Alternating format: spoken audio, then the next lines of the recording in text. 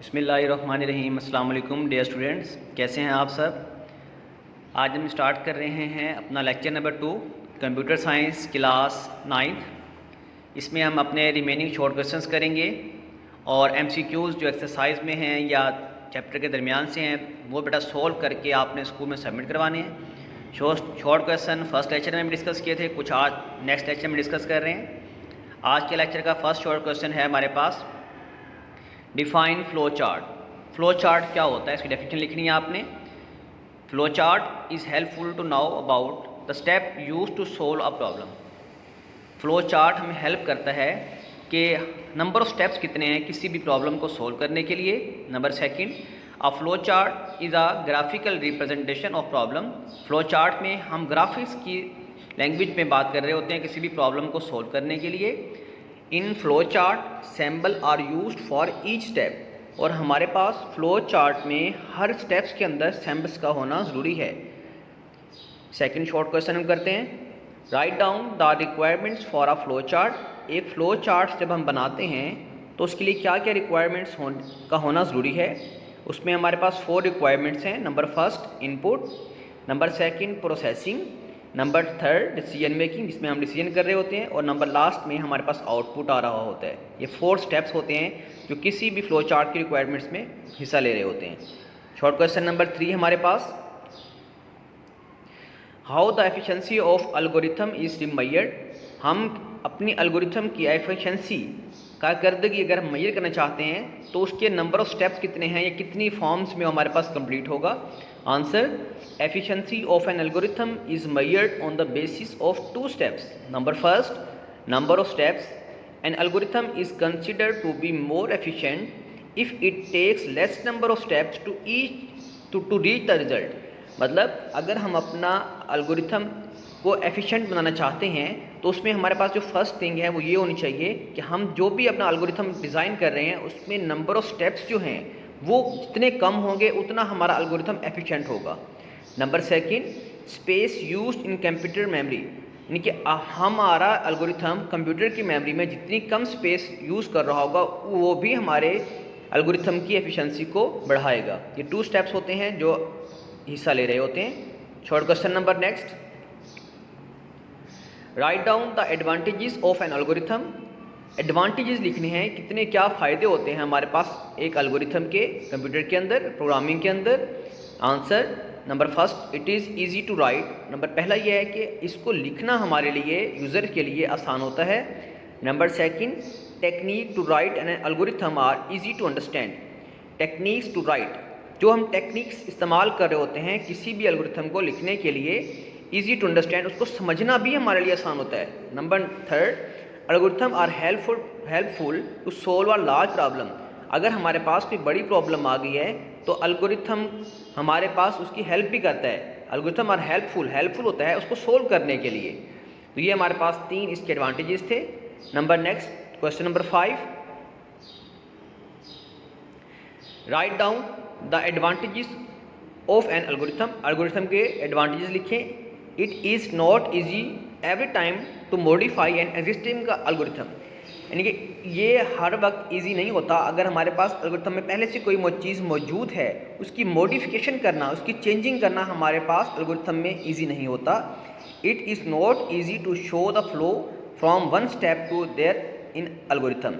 इसके अंदर सेकंड ये है, it is not easy to show the flow of from one step to other step. अगर हम एक स्टेप से दूसरे स्टेप में जा रहे हैं तो उसको शो करना भी हमारे पास आसान नहीं होता। ये हमारे पास आज का लेक्चर कंप्लीट हो गया है। इंशाल्लाह नेक्स्ट लेक्चर में हम अपना नेक्स्ट वर्क करेंगे। बिस्मिल्लाहिर्रहमानिर्रहीम। अस्सलाम वालेकुम। I am your biology teacher. So बेटा, लास्ट टाइम हमने अपनी लास्ट वीडियो में चैप्टर नंबर 1 को डिस्कस किया था। उसके सारे शॉर्ट क्वेश्चंस, लॉन्ग क्वेश्चंस और एमसीक्यूज़ बताए थे मैंने आप लोगों को। आज हम चैप्टर नंबर 2 पढ़ेंगे। चैप्टर नंबर 2 है सॉल्विंग आ बायोलॉजिकल प्रॉब्लम। सो बेटा, इसमें सबसे पहले हम एमसीक्यूज़ डिस्कस करेंगे जो लास्ट 5 ईयर में या बोर्ड के एग्ज़ाम में बार बार आ चुके हैं। तो आपको अपनी स्क्रीन पर ये जो पेज नज़र आ रहा है इसमें कुछ एमसीक्यूज़ दिए गए हैं। ये चैप्टर नंबर 2 में से लिए गए हैं बेटा, इनको आपने ख़ुद से सॉल्व करना है। नेक्स्ट पेज पर देखेंगे बेटा, यहाँ पर भी चैप्टर नंबर 2 में से कुछ MCQs लिए गए हैं मलेरिया वाले टॉपिक में से, और इनको भी आपने अच्छी तरह से देख लेना है। इनके आंसर्स आपने खुद से ढूंढने हैं।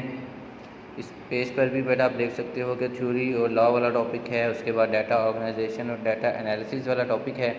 इसमें भी कुछ MCQs दिए गए हैं और इनको आपने सॉल्व करना है। नेक्स्ट बेटा हम देखेंगे चैप्टर नंबर 2 के कुछ शॉर्ट क्वेश्चंस हैं। पहला शॉर्ट क्वेश्चन बेटा बायोलॉजिकल मेथड की डेफिनेशन लिखेंगे, देन साइंटिफिक मेथड की डेफिनेशन लिखेंगे, फिर बायोलॉजिकल मेथड का रोल लिखना है, और मैन जो है वो हमेशा से ही बायोलॉजिस्ट है, इस स्टेटमेंट को आपने जस्टिफाई करना है। फिर बेटा उसके बाद बायोलॉजिकल प्रॉब्लम है, बायोलॉजिकल मेथड के स्टेप्स हैं, ऑब्जर्वेशंस हैं, उसकी टाइप्स हैं, और फिर हाइपोथेसिस, और हाइपोथेसिस के बाद मलेरिया की डेफिनेशन पूछी गई है, डिडक्शन की डेफिनेशन पूछी गई है, और एक गुड हाइपोथेसिस या हाइपोथेसिस जो होता है उसके कैरेक्टर्स पूछे गए हैं। फिर बेटा बहुत डिफरेंस पूछा गया है कंट्रोल ग्रुप और एक्सपेरिमेंटल ग्रुप में। ये बहुत ही इंपॉर्टेंट क्वेश्चन है बेटा, मल्टीपल टाइम्स ये बोर्ड के एग्जाम में आ चुका है, मोस्ट रिपीटेड क्वेश्चन है, इसको अच्छी तरह से याद करेंगे। इसके बाद बेटा रिजल्ट्स की समरी पूछी गई है और रिजल्ट्स की रिपोर्टिंग के बारे में पूछा गया है। देन एनोफिलस और क्यूलिक्स मॉस्किटो में डिफरेंस पूछा गया है। तो आई होप बेटा ये चैप्टर आपको अच्छी तरह से समझ आ गया होगा, और इसको आपने अच्छी तरह से प्रिपेयर कर लेना है। और लॉन्ग क्वेश्चंस बेटा इस चैप्टर में से आपको जो प्रिपेयर करने हैं वो 3 ही हैं।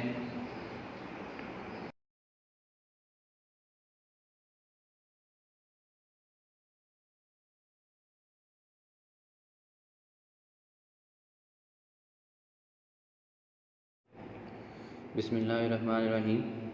अस्सलाम वालेकुम डियर स्टूडेंट्स। जैसा कि अपनी प्रीवियस वीडियो में हम लोगों ने चैप्टर नंबर 1 के जो है उसका हाफ़ पार्ट हमने डिस्कस कर लिया था, फ़र्स्ट हाफ़ पोर्शन। उसमें मैंने आपको फ़र्स्ट हाफ़ के MCQs शॉर्ट क्वेश्चंस जो हैं वो डिस्कस किए थे हमने। आज हम चैप्टर नंबर 1 का सेकंड जो रिमेनिंग पोर्शन था उसको डिस्कस करेंगे। इसमें बेटा कुछ MCQs मैंने इंक्लूड किए हैं। अब आपको अपने पेज स्क्रीन पर ये जो पेज नज़र आ रहा है इसमें सेकंड पोर्शन के कुछ जो है ना MCQs को यहाँ पर मैंने इंक्लूड किया है। इन MCQs के भी आंसर्स नहीं हैं, इनको आपने खुद से सॉल्व करना है। अगर कोई मुश्किल होगी तो आप क्वेश्चन कर सकते हैं, हम आपको उसका जवाब इंशाल्लाह दे देंगे। तो यहाँ पर आप देख सकते हैं कि 29 से लेकर 44 तक ये सारे MCQs हैं, ये टॉपिक वाइज हैं, इनको आप लोगों ने पढ़ लेना है और फिर सॉल्व भी करना है। नेक्स्ट बेटा देखेंगे Avogadro's number and mole, next topic है। इसके बाद केमिकल कैलकुलेशंस हैं, इनमें से कुछ MCQs को लिया गया है। इन MCQs को भी आपने सॉल्व करना है और आप इनको आसानी से सॉल्व कर सकते हो क्योंकि हमने ये चैप्टर क्लास में डिस्कस किया हुआ है, रिवीजन भी की हुई है। तो अब आपको इस चैप्टर का एक ओवरव्यू दिया जा रहा है। नेक्स्ट बेटा शॉर्ट क्वेश्चंस हैं। यहाँ पर आप देख सकते हो कैटाइन और एनाइन का डिफरेंस पूछा गया है। जैसे आपको पता है कि कैटाइन पॉजिटिव चार्ज आइंस को कहा जाता है और एनाइंस जो है वो नेगेटिवली चार्ज आइंस को कहा जाता है। बाकी इनकी एग्जांपल्स भी आप पुट कर देंगे यहाँ पर। इसके अलावा आइन की डेफिनेशन है, एनाइन की डेफिनेशन है, फिर मॉलिक्यूल और मॉलिक्यूलर आइन का डिफरेंस पूछा गया है, रेडिकल की डेफिनेशन पूछी गई है। दैन बेटा आइन और फ्री रेडिकल्स में डिफरेंस पूछा गया है, इंपॉर्टेंट क्वेश्चन है ये भी। इसके अलावा फ्री रेडिकल्स की फॉर्मेशन के बारे में पूछा है, ट्राई एटॉमिक मॉलिक्यूल्स की डेफिनेशन पूछी गई है, और इसी तरह से ह्यूमन बॉडी के अंदर कितने एलिमेंट्स होते हैं उनके नेम्स और परसेंटेज लिखनी है आपने। इसी तरह से रेडिकल की डेफिनेशन है और फिर डायटोमिक मॉलिक्यूल की डेफिनेशन है।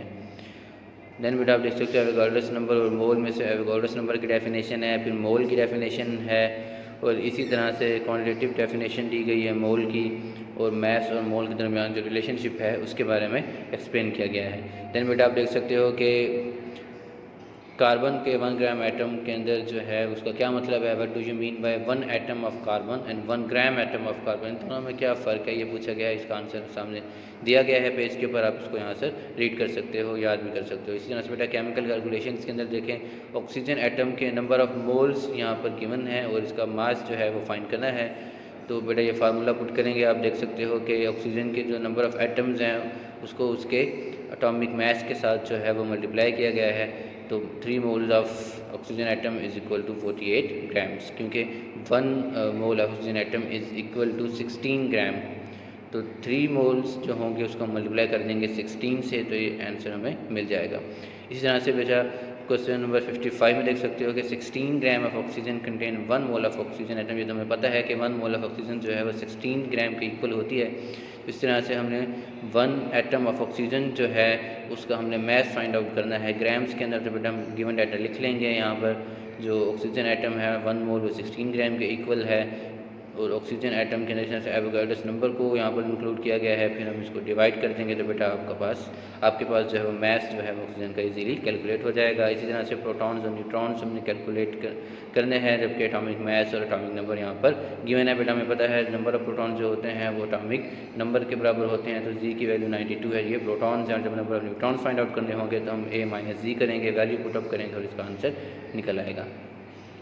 इस तरह से बेटा नेक्स्ट एग्जाम्पल 1.2 में देखें, मॉलिकुलर मैथ जो है नाइट्रिक एसिड का वो फाइंड आउट करना है। तो हम क्या करेंगे, सिंपली हम हाइड्रोजन, नाइट्रोजन और ऑक्सीजन का एटॉमिक मास फाइंड आउट करेंगे, मैथ फाइंड आउट करेंगे और सबको प्लस कर देंगे तो हमारे पास जो है वो आंसर आ जाएगा। इसी तरह से पोटेशियम सल्फेट का फार्मूला मैथ फाइंड आउट करना है, तो पोटेशियम सल्फर और ऑक्सीजन के एटॉमिक मास लिखकर उनको प्लस करेंगे तो पोटेशियम सल्फेट का फार्मूला मास कैलकुलेट हो जाएगा। इसी तरह से बेटा H3PO4 फास्फोरिक एसिड है, इसके जो है हमने ग्राम मॉलिक्यूल या number of mole find out करने हैं। बेटा आपको पता है गिवन मैथ जो है हमारे पास मैथ लिखेंगे, मॉलिकुलर मैथ लिखेंगे, नंबर ऑफ मोल का फार्मूला पुट करेंगे, मैथ और मोलर मैथ वैल्यूज़ पुट करेंगे तो आंसर निकल आएगा। इस तरह से कार्बन है बेटा, आगे जितने भी न्यूमेरिकल्स यहाँ पर दिए गए हैं वो इन्हीं से मिलते जुलते हैं, इनको आपने खुद से सॉल्व करना है और रीड कर लेना है एक बार। देन बेटा आप पेज नंबर 24 पर देखेंगे क्लास वर्क, ये आपकी बुक की एक्सरसाइज के क्वेश्चन यहाँ पर सॉल्व किए गए हैं। ये कुछ MCQs हैं जो आपकी टेक्स्ट बुक में दिए गए हैं। इसके अलावा ये एक्सरसाइज के जो शॉर्ट क्वेश्चंस हैं वो यहाँ पर सॉल्व कर दिए गए हैं, आप उनको यहाँ से अच्छी तरह से याद कर सकते हैं बेटा। देन आगे चलेंगे, इसी तरह से ये सारे जो हैं ये आपके एक्सरसाइज के शॉर्ट क्वेश्चन हैं। इसी तरह से बेटा लॉन्ग क्वेश्चन आंसर जो आपकी बुक की एक्सरसाइज में है वो यहाँ पर सॉल्व किए गए हैं। अब हेडिंग्स बनी हुई हैं प्रॉपर, तो आप इसको यहाँ से एज इट इज़ याद कर लेंगे। सिमिलरली बेटा कुछ इंपॉर्टेंट फार्मूलाज यहाँ पर लिखे गए हैं, इन फार्मूलाज को आपने याद करना है या न्यूमेरिकल प्रॉब्लम्स को हल करने के लिए आपके लिए जो है वो हेल्पफुल होंगे। इसी तरह से कुछ इंपॉर्टेंट कन्वर्जन्स हैं, इनकी वैल्यूज़ भी याद कर लीजिएगा। देन बेटा बुक के अंदर जो न्यूमेरिकल्स दिए गए हैं वो यहाँ पर सॉल्व किए गए हैं, इनको आप देख सकते हो। ये जो पीछे हमने न्यूमेरिकल्स को सॉल्व किए थे ऑलमोस्ट वैसे ही हैं, उनसे मिलते जुलते हैं। नंबर ऑफ मोल और मैथ्स की बात की गई है। इसी तरह से बेटा नेक्स्ट जो है आप देख सकते हो कि ये सारे जो न्यूमेरिकल्स हैं ये आपकी बुक की एक्सरसाइज में जो हैं ये वही न्यूमेरिकल्स हैं और इनको यहाँ पर सॉल्व किया गया है। तो इनको आप यहाँ से एज इट इज़ सॉल्व कर लोगे। कोई मुश्किल है, कोई क्वेश्चन आपके माइंड में हो तो आप बिल्कुल उस पर क्वेश्चन कर सकते हो, हम आपको उसका आंसर दे देंगे। थैंक यू वेरी मच बेटा, अल्लाह हाफिज़।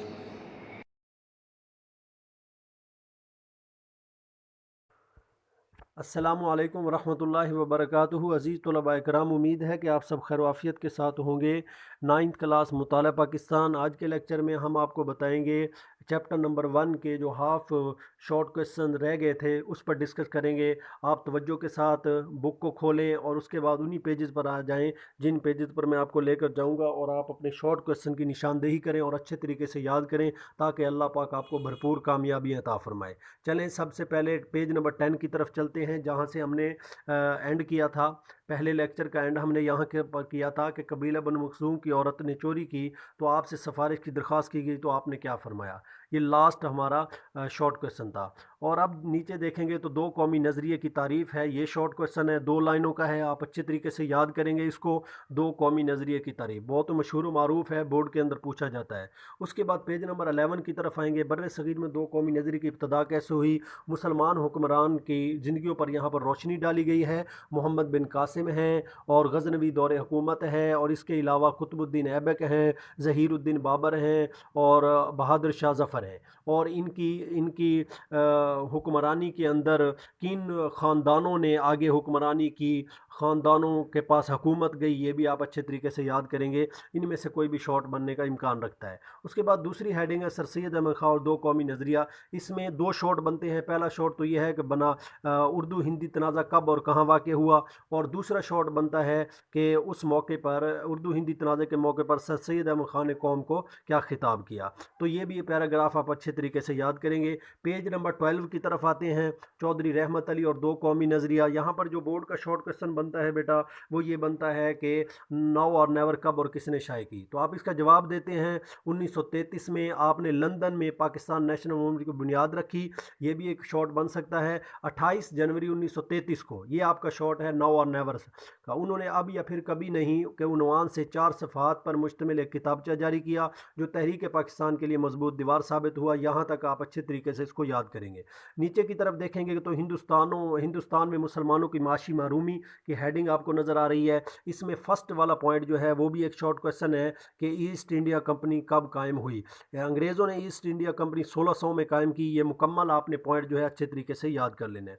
उसके बाद पेज नंबर 13 की तरफ आएंगे, आपको नज़रिया पाकिस्तान और अल्लामा इकबाल की हेडिंग नज़र आएगी। इसमें जो मेन शॉट बन रहा है बेटा वो है खुतबा इलाहाबाद, और ये आपने अच्छे तरीके से याद करना है। ये शुरू कहाँ से हो रहा है, मुझे ऐसे नज़र आता है से लेकर मुतालबा कर रहा हूँ। ये मुकम्मल पैराग्राफ आपने अच्छे तरीके से याद करना है। उसके बाद पेज नंबर 14 पर आ जाएंगे तो नज़रिया पाकिस्तान और कायदे आज़म आपको नज़र आ रहा है, और ये भी आप अच्छे तरीके से याद करेंगे। इसमें जो पहले पॉइंट दूसरे पॉइंट के अंदर जो शॉर्ट क्वेश्चन बन रहा है वो है कौमियत की तारीफ़। कायदे आज़म ने कौमियत की तारीफ़ करते हुए क्या फ़रमाया, ये भी आप अच्छे तरीके से याद करेंगे कि कौमियत की जो भी तारीफ़ की जाए, मुसलमान इस तारीफ़ की रूह से अलग कौम है वो, और भी इस बात का हक़ रखते हैं कि वो अपनी अलग मुमलिकत कायम करें। उसके बाद तीसरे पॉइंट के अंदर आप देख सकते हैं करारदाद लाहौर 23 मार्च 1940 को पेश हुई, जिसमें आपने खुतबा सदारत देते हुए फ़रमाया। बोर्ड के अंदर जो शॉर्ट क्वेश्चन पूछा जाता है वो यूँ पूछा जाता है कि या तो करारदाद लाहौर तहरीर करें, और या फिर यूँ पूछा जाता है कि खुतबा सदारत देते हुए कायदे आज़म ने क्या फ़रमाया। आप इस पैराग्राफ को अच्छे तरीके से याद करेंगे। नीचे की तरफ आएंगे तो अहमदाबाद में खिताब है, ये भी एक शॉर्ट क्वेश्चन बनता है। और पेज नंबर 15 पर आपको स्टेट बैंक का इफ्तिताह जो है वो किसने किया, कायदे आज़म ने स्टेट बैंक का इफ्तिताह करते हुए क्या फ़रमाया, ये भी आप शॉर्ट क्वेश्चन अच्छे तरीके से याद करेंगे। तो हमने आपके इस चैप्टर के हाफ जो थे शॉर्ट क्वेश्चन रह गए थे उन मुकम्मल पर डिस्कस की, और आपको बताया कि वो कहाँ से कहाँ तक हैं। आप बेटा इस चैप्टर के शॉर्ट क्वेश्चन अच्छे तरीके से याद करें। आगे लेक्चर के अंदर इंशाल्लाह हम MCQs पर भी डिस्कस करेंगे और लॉन्ग क्वेश्चन पर भी डिस्कस करेंगे। अल्लाह ताला आपको कामयाब फरमाए। अस्सलामु अलैकुम वरहमतुल्लाहि वबरकातुहू।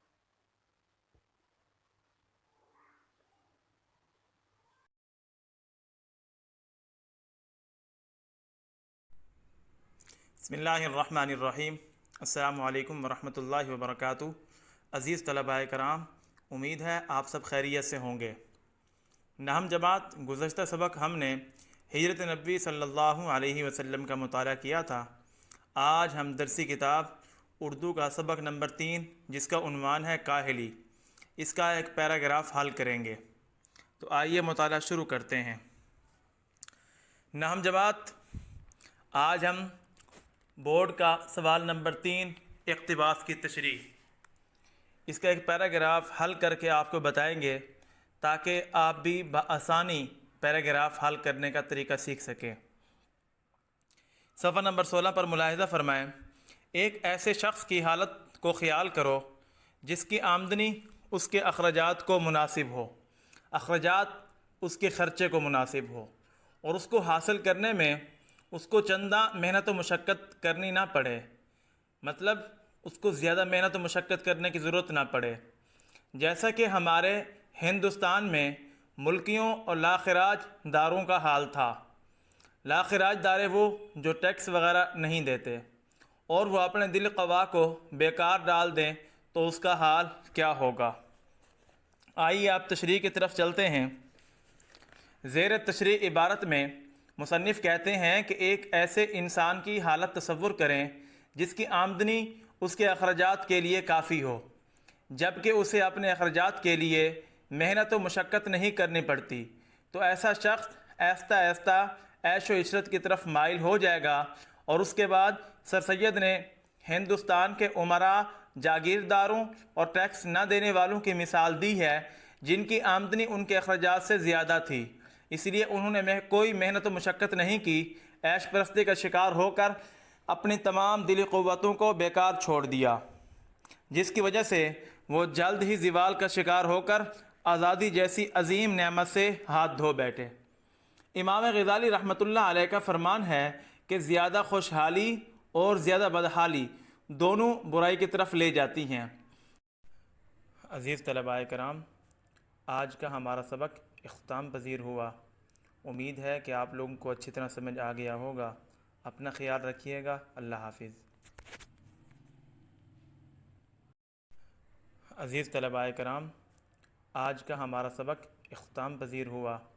उम्मीद है कि आप लोगों को अच्छी तरह समझ आ गया होगा। अपना ख्याल रखिएगा। अल्लाह हाफिज़।